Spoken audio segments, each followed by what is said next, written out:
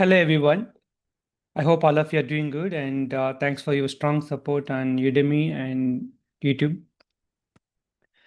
In this video, I'm going to talk about the differences, high-level differences between the business process-wise and the steps-wise at high level. We don't go to the detailed SAP configuration because we have dedicated videos for each special procurement. But in this video, I'm going to talk about the major some four procurements and what are the differences, in what circumstances business can go to such specific procurement, or as a consultant, you need to suggest based on understanding of their business process. So most of the cases we will adopt what they're doing, and a few cases as a consultant we need to guide because, like I mentioned in several videos, that SAP we are giving ERP to their existing business, so the business practices and all the change won't happen in many cases. IT wise we can suggest certain things, some improvements, but entire business changing is purely based on their operations. But we have to tell there is an option if you do like this, then business will check it. Will it really make a difference for them? Will it make any kind of improvement for them? Okay, then the business will take a decision. Okay. So let me tell with our the main procurement which we talked.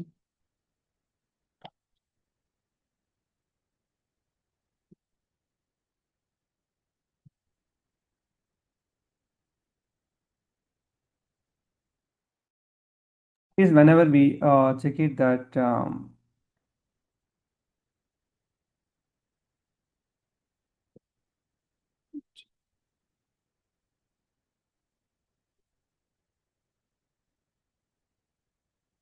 thing we will see the standard procurement. Okay. Standard procurement, which is the regular one. Standard procurement.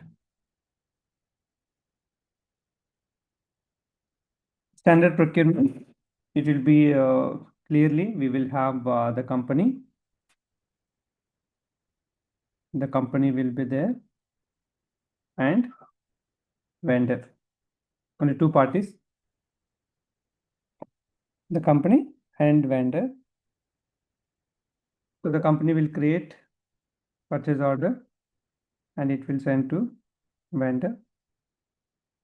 Then PO approval and all we don't have to discuss here. Let's go to the specific point. That PO will convert to SO in their vendor place, and then they do the delivery and then shipping, whatever the steps they have. After that, they will send the goods. The goods will come to us. Then we post goods receipt based on the invoice copy. Invoices it will be done. Then payment. The payment will be sent to vendor received. This is a typical standard procurement. You need a material, you order and you get it, and this after GR is completed, you will utilize for your whether you want to use for sales or manufacturing or any internal uses. However you use it, that material will be used in a different ways. Let's compare this process with subcontract. You may get a doubt that why should a company should go for subcontracting procurement but not standard. Definitely everything will go with the business of benefit, right? Company, subcontractor who is mainly doing your assembly or little manufacturing, whatever he is doing. And also you have the vendor. You can directly ask your vendor to provide, or let's put it better.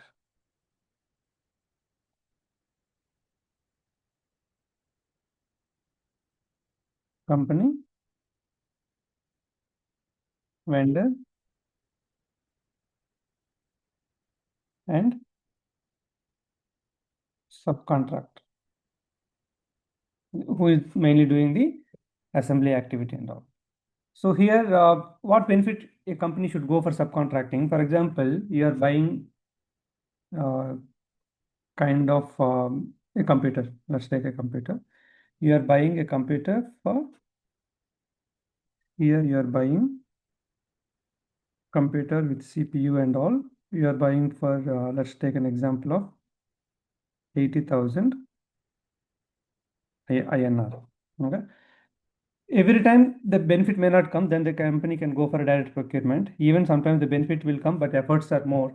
The benefit is less and efforts are more for doing subcontracting. Then the company can drop and go for a standard procurement. Here, what happened? The company will order the parts. Okay, first the PO will be created to the vendor. They buy certain kind of the CPU or the bulk mouses and bulk keyboards and all they buy. PO will find we cannot use like a spare parts, but yeah, we can use it assemble. So spare parts and all they buy spare parts PO. And then they just send the invoice only to the company invoice, but the spare parts will directly send to the subcontractor. Subcontractor received all the spare parts or other items and all. So physically it will go here, but direct only invoice will come. So based on the spare parts received, you do the GR and IR and payment. Let's take an example. For this spare parts, you got here 80,000, right? For the spare parts and all, you might get for 50,000 INR. Now you create a separate PO.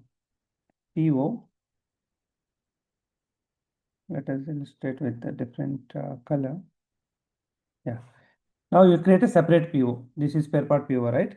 You will create a separate PO, subcon PO. This subcon PO will be sent to subcontractor. Okay. The subcontractor, he will do the assemble. He will do the assemble, make final computer. Okay. Final computer, he made it. So the subcontracting PO and make final product and then send the goods to company. Okay, the final goods are coming from subcontractor. What you do, you will do the GR and then IR. He send the goods and also he will send the invoice of maybe for each assemble, he will charge 10,000 INR. Maybe he might be adding certain kind of a cable or anything so that overall he will put 10,000 INR, 50,000 INR and 10,000 INR. And with this vendor, he is directly subcontractor, he already charging including the freight, everything, let's assume. And here also including freight, everything, 10,000 INR. And GR and IR, you are receiving the same way, here also receiving and here also receiving. So here IR of 10,000 INR. So the total product cost is, here the computer cost is, let's assume I include all the freight charges, everything. 60,000 INR. Okay. Maybe two POs are creating and coordinating with two vendors and all. Maybe you may have some 3,000 INR, your manpower for some additional cost. Total 63,000 INR. So the 17,000 profit. Okay. 17,000 profit, and also your turnover is getting increased because you are dealing with the vendor and getting a 15,000 50,000 INR business, and there may be any kind of discounts or other things will be there. You are saving the shipping cost and all, but here uh, you are directly buying for 80,000 INR. In few cases, what business will do here, almost they're spending 63,000. But they got a vendor who is providing this material for maybe 70 or 68,000. If you feel the 5,000 INR is not a big difference, it is going to make it, then the companies may decide to go for a standard procurement. Okay. So these are the way how a company can decide whether this respective process is making any impact or not. Okay. So now the subcontracting is done. Now we are going to compare the process with consignment process. Consignment procurement.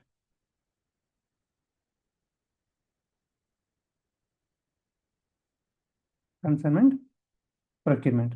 So here, when it comes to consignment procurement, we need to see that one, what kind of businesses can go for this and what benefit is going to get it. Okay, so we will check it. If you check our detailed consignment procurement video or detailed subcontracting, definitely you will see more details about each process. Okay, but here we are mainly talking about the differences, and one can understand about why should a company choose. It's not about the process is available so that they have to use it like that. So they need to compare the all the benefits and take a decision. Okay. In consignment procurement, let's understand what will exactly happen. So here only two parties will be there, company and vendor. So only two parties are there. Company will create a PO and the PO will be sent to the vendor. Vendor will do his SO, shipping, all the concept, and he will send the goods to.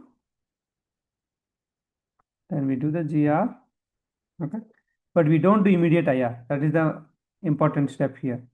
If you ordered 100 pieces, you received 100 pieces, but you will not do the payment.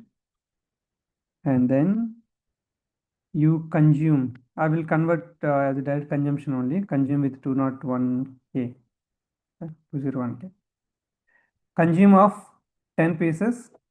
Then you do the invoice settlement. We call as invoice settlement, which we do with MRAO. So invoice settlement and then payment. So here, what benefit you can someone can expect here? Whatever I'm using, for that only I'm paying. These are the maybe slow moving kind of a products, or you have a specific requirement.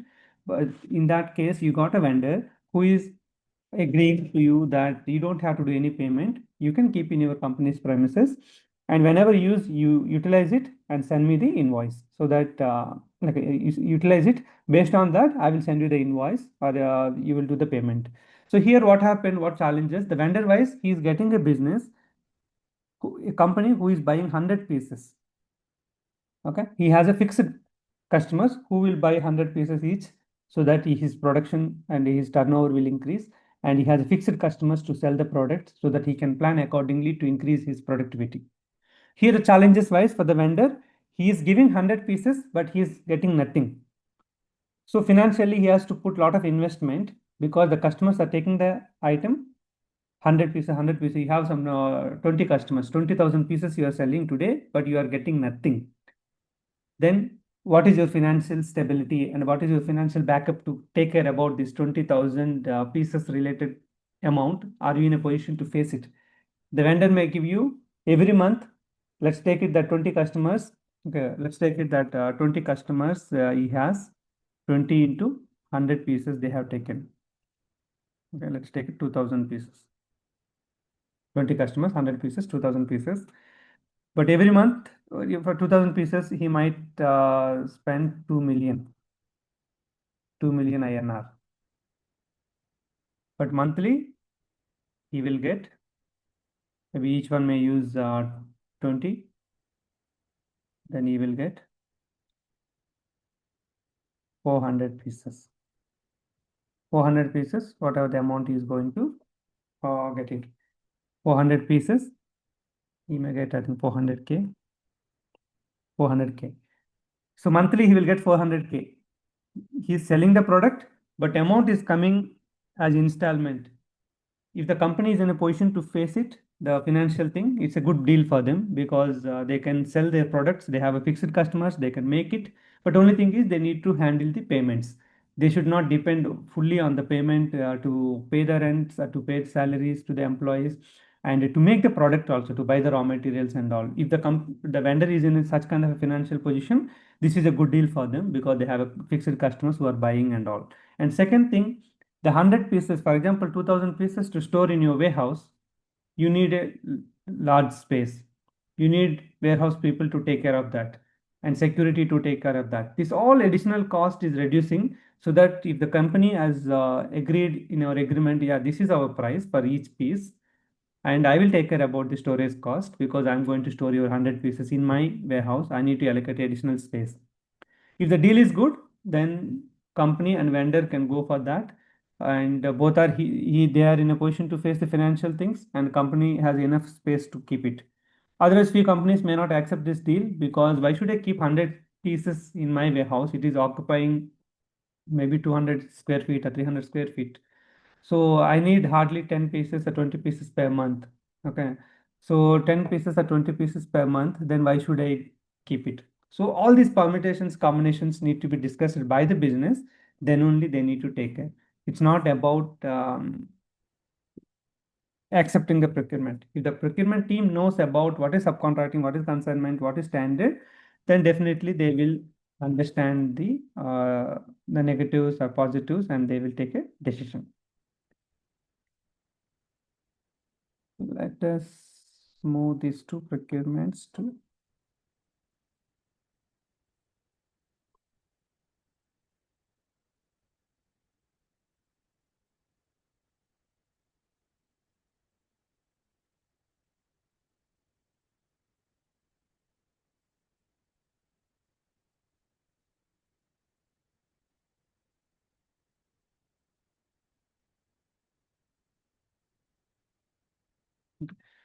Let us see one more process. Looks like the fonts are becoming small.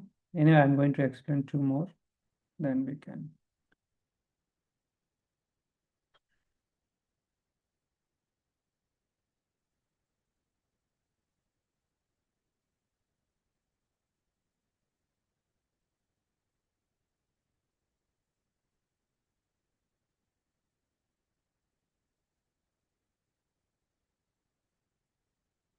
Okay. So now we are going to see the intra-company or intercompany, any intercompany related transfers.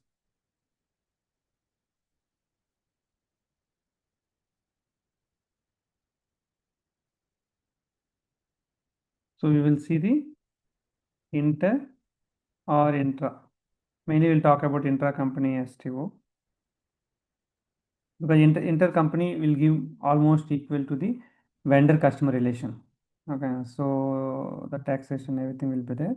We will talk about intra-company STO. So why should a company uses most intra-company STO, and those part also we can discuss here. Intra-company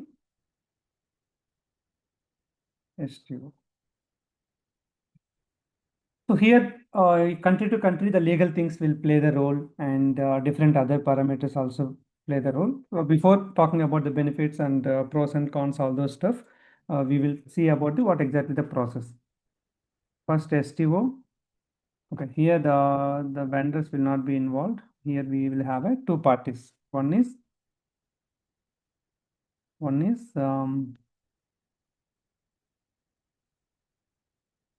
receiving plant and supplying plant.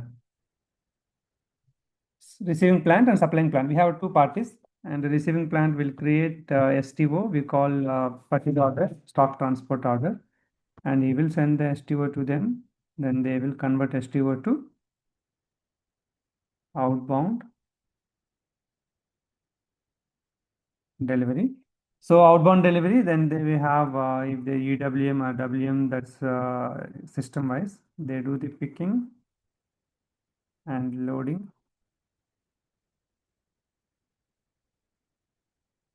Then shipping.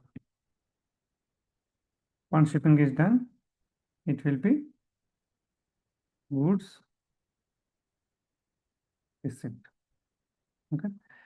So mostly invoice receipt will not be there in intra-company, but if they do any kind of a freight or any miscellaneous charges, if you want to, they will do the invoice. So what kind of benefit here? what happened? The business got a great deal for one plant, which is in the vendor location, and vendor and receiving plant in the same location. For let's take in India, in Mumbai, there is a big manufacturing company of your vendor, who can provide the free shipping and a few other benefits, the discount, all those things. If you deal with Mumbai, because they don't transport, they have a different calculations and terms and conditions if they sell to Bengaluru or if they sell to Hyderabad or Visakhapatnam, anything. So then what you make a deal with the Mumbai plant, you will buy this is a supplying plant, it is in Mumbai. So for example, they will make a agreement of, let's take it 10,000 pieces deal for the Mumbai plant, they receive it. Here, what happened? They know that only Mumbai plant cannot use the 10,000 pieces, but they are getting a better deal and other parameters, everything. It's a great deal compared to that one. First, let's buy. Later, we use this intra-company STO to transfer between the Mumbai to Bengaluru plant and Mumbai to Visakhapatnam plant. Even the local taxation and all, we need to check properly. Generally, when you are transferring between, all are under same company code, right? Same company code. So it won't be considered like a selling because it's called intracompany transfer. So that you are transferring between your two plants under the same company code for which you have already paid input tax and registration as a procurement plant, the related guidelines and tax, everything you're paying. So you're transferring between the two plants with a less cost. For example, if Visakhapatnam receiving plant, let's take it, Visakhapatnam receiving plant is in Visakhapatnam and supplying plant is in Mumbai. If you procure with standard procurement the same material, let's take it 100 pieces. If Visakhapatnam is buying from any vendor, either this Mumbai vendor or some other vendor, they might spend, let's take an example of for buying that one, they may spend 150,000. Okay. Here you are getting the deal of 120K, and to transfer the freight, everything may be 10K more, total 130K. So you're saving 20K. So if you get such kind of a deal, you can still consider this intra-company STO. One plant will procure completely and receiving from the vendor, and later, based on the requirement of other branches or other plants, this main plant will keep doing the transfers. You can have MRP, and automatically stock transport acquisition can be created to procure from supplying plant, where you keep your supplying plant as a main source, but not other Visakhapatnam and all. Even certain countries like Vietnam and few countries, you have that one, you register as a procurement plant. So if you have 2, 3 plants, you don't have to register as every plant as a procurement plant to pay taxes and all. One plant is the main one, and remaining plants you can do your intra-company transfers. There will be also certain kind of tax may be available, but it will not be more like your regular procurement related one, where you are doing the procurement, right? Intra transfers may be zero tax or else less tax than the procurement input tax. This is the way a company have to decide what kind of procurement processes they need to consider. Okay. So now we are going to discuss the last.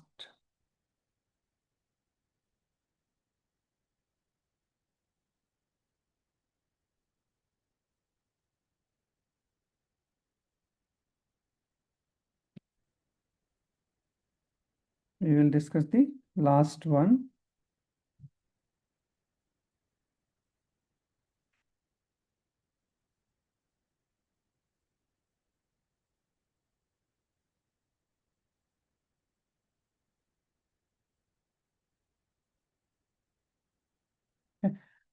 So let us increase the size now.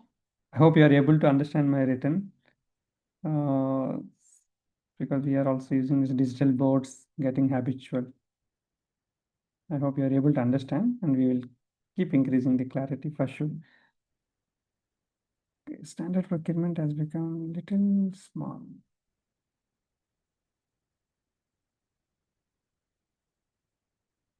Okay, we made it. Okay, now we are going to see the next procurement called third party procurement. Third party procurement.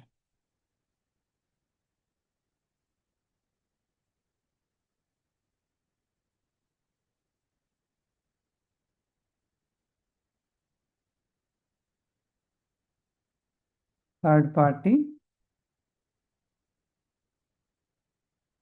procurement. So first I will tell you the process steps, then later we'll decide, later we'll discuss about what are the benefits or how generally companies can. Here there's the three parties will be involved. One is the company to whom we are implementing SAP. Another one is the customer who is buying the products from you, and the vendor who is selling the product. So here what happened, the first the customer create a sales order to you, like the customer create a PO to you, but it will be a sales order for us. First we need to create a third party sales order. Once you say the third party sales order, it will create PR automatically. Same third party PR. Then it will convert to PO, third party PO. This PO will be sent to the vendor. Vendor will make product, and then he will do the shipping, picking, shipping, everything, and he will directly send the goods to the customer. So the customer will do the GR because he received the goods. Then he will send the invoice to our company. So our company with SO, either the delivery few processes, what we do to reduce the steps, we skip completely the delivery process can be skipped, okay, or else it has to be DO, PGI, and billing. Their invoice is our billing. Okay, this relation is completed. In the vendor wise, PO, shipment. Once the goods are arrived here, he will do the CR against third party PO. Then IR, third party to the between vendor, and then payment. So payment to the vendor. You can see here one cycle, and another one cycle. So what is the benefit here, and why should a company go for this kind of a procurement process?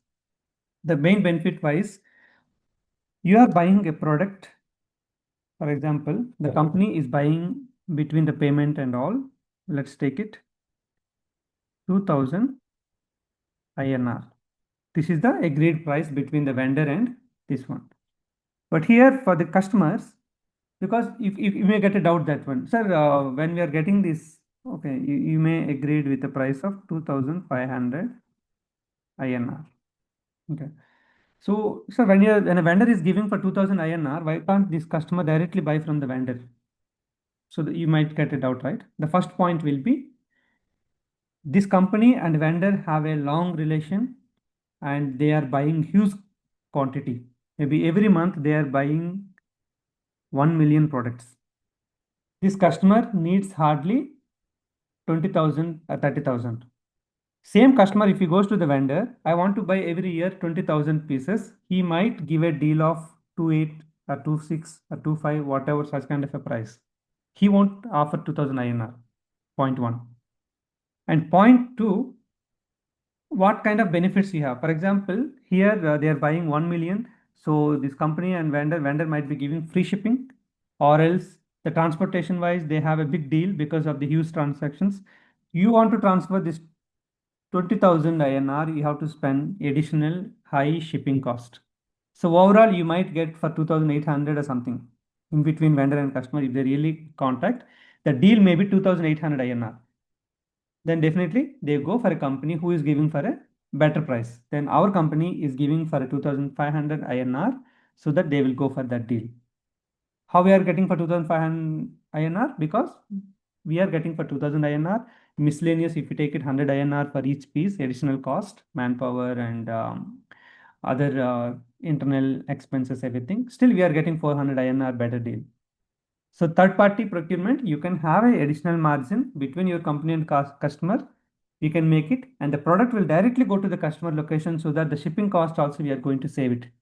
I ordered uh, every year I deal for a 1 million product, but I will give the different customer addresses. For this customer, you send 2,000. For this customer, you send 5,000.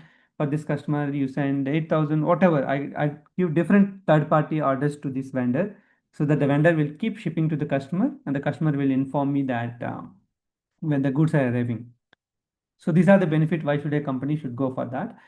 Challenges wise, of course, the vendor is sending 100 pieces to the customer. Sometimes the customer may say that I received 199 pieces, or else I received 2 pieces damage.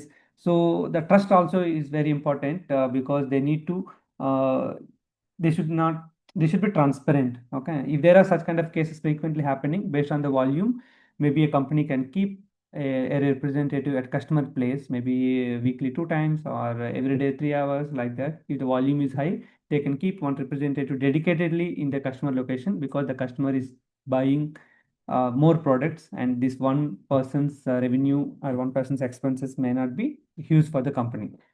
But it should be transparent. I'm talking about the ground level issues, what things happening. So, for example, if you receive a product by you, or by a third person, it may be different way of handling during receiving, or else any kind of a transparency issues and all can be should be handled in these kind of business processes.